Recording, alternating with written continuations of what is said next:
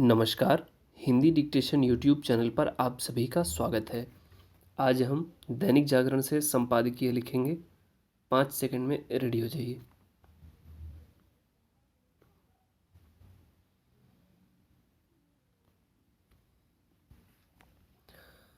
पिछले कुछ समय से वंशवाद और भ्रष्टाचार पर प्रहार कर रहे प्रधानमंत्री नरेंद्र मोदी ने जिस तरह स्वतंत्रता की 75वीं वर्षगांठ पर लाल किले की प्राचीर से इन दोनों विषयों पर विस्तार से बात की, उससे यह साफ हो जाता है कि वह इन बुराइयों से निपटने और उनके खिलाफ जनमत का निर्माण करने के लिए संकल्प ले चुके हैं।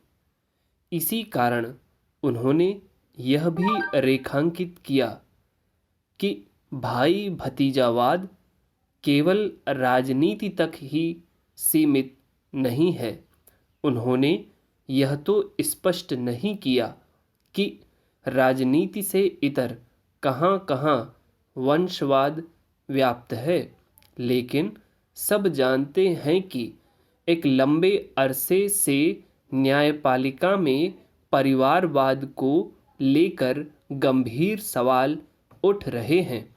वंशवाद कहीं भी हो, वह लोकतांत्रिक मूल्यों और मर्यादाओं के खिलाफ है। जैसे लोकतंत्र की जड़ों को कमजोर करने का काम कर रहा है, वैसे ही भ्रष्टाचार भी। देश को संबोधित करते हुए प्रधानमंत्री ने जिस तरह यह कहा कि भ्रष्टाचार के आरोप में न्यायालयों से सजा पाए नेताओं का भी महिमा मंडन करने में शर्म संकोच नहीं किया जाता, वह हमारे समाज की एक कटु सच्चाई है। आंदोलनों की ओर से भ्रष्ट करार दिए गए नेताओं को किनारे करना और उन्हें राजनीतिक रूप से निष्प्रभावी करना आम जनता का नैतिक दायित्व है। आखिर इस दायित्व का निर्वहन न करने वाले देश में भ्रष्टाचार व्याप्त रहने की शिकायत कैसे कर सकते हैं? प्रधानमंत्री ने जिस तरह वंशवाद और भ्रष्टाचार पर देश की जनता को चेताया, वैसे ही उन्होंने अन्य मामलों और विशेष रूप से महिलाओं के प्रति लोगों को अपना नजरिया बदलने के लिए प्रेरित किया। यह एक ऐसी जरूरी बात है जिसका प्राथमिकता के आधार पर पालन होना चाहिए, क्योंकि ऐसा करके ही हम नारी के प्रति सम्मान दर्शाने की अपनी प्रतिबद्धता को सही साबित कर सकते हैं। आशा की जानी चाहिए कि प्रधानमंत्री की यह बात वैसे ही असर करेगी जैसे स्वच्छ भारत अभियान संबंधी उनकी अपील ने छाप छोड़ी। प्रधानमंत्री ने लोगों से भारत को विकसित देश बनाने, पराधीन का कोई अंश बचने न देने, अपनी विरासत पर गर्व करने और एकजुटता का परिचय देने के साथ नागरिक कर्तव्यों के निर्वहन का संकल्प लेने को भी कहा।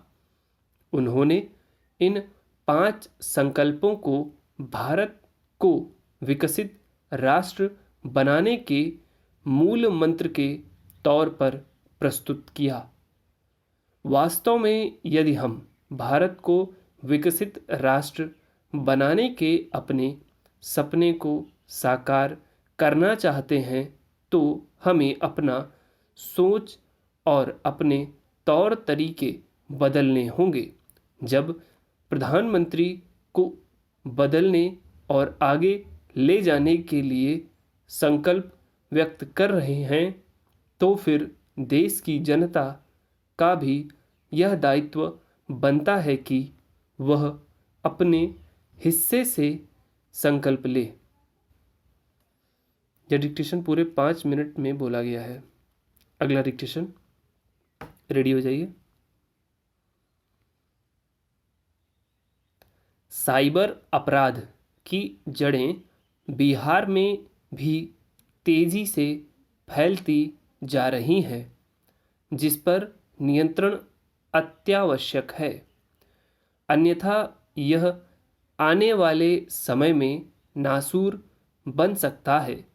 देश के विभिन्न हिस्सों में साइबर अपराधी तेजी से पांव फैलाते जा रहे हैं।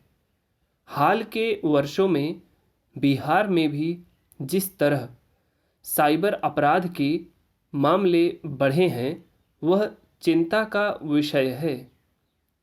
पुलिस प्रशासन को गहन मंथन करते हुए इस पर नियंत्रण के उपाय ढूंढने होंगे। इस दिशा में पुलिस कर्मियों को प्रशिक्षित करने की भी आवश्यकता है, ताकि वे ऐसे अपराधियों को पकड़ सकें। हाल के वर्षों में झारखंड में साइबर अपराध की घटनाएं तेजी से बढ़ीं। वहाँ का एक जिला जामताड़ा तो पूरे देश में बदनाम हो गया। अब ठीक वैसे ही बिहार का नवादा चर्चा में है। वहाँ के साइबर अपराधियों ने हैदराबाद के एक व्यापारी को शिकार बनाया था। शुक्रवार की रात हैदराबाद पुलिस ने वहाँ छापा मारा तो साइबर अपराध के एक आरोपित के यहाँ से करीब 1.20 करोड़ की नकद राशि बरामद की गई।